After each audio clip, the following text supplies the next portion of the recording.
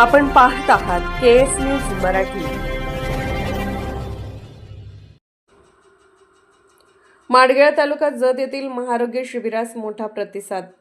माडगेळ तालुका जत येथे Kulloli institute of health services आणि youth for Jat यांच्या संयुक्त विद्यमाने आयोजित करण्यात आलेल्या आरोग्य महाशिबिराला नागरिकांचा उत्स्फूर्त प्रतिसाद मिळाला।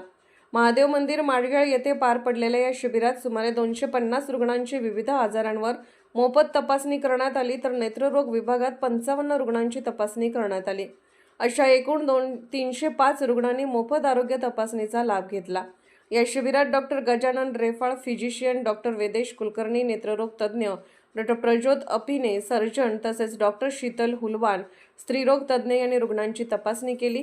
कुल्लोळी हॉस्पिटलकडून आणलेल्या अत्याधुनिक मोबाईल व्हॅनमुळे मधुमेह, उच्च रक्तदाब व रेटिना तपासणीसारख्या सुविधा उपलब्ध झाल्या आणि ग्रामीण भागातील नागरिकांना याचा मोठा लाभ झाला।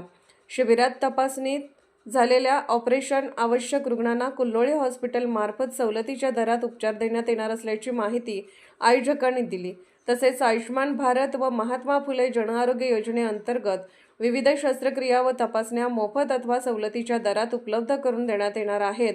डॉक्टर चंद्रमणी उमराणी यांनी शिबिराचा उद्देश स्पष्ट करताना ग्रामीण भागातील नागरिकांना दर्जेदार आरोग्य सेवा उपलब्ध करून देणे हेच या उपक्रमामागील ध्येय असल्याचे सांगितले। शिबिराच्या यशस्वीतेसाठी ज्ञात अज्ञात नागरिकांनी सहकार्य केल्याबद्दल आयोजकांनी आभार व्यक्त केले।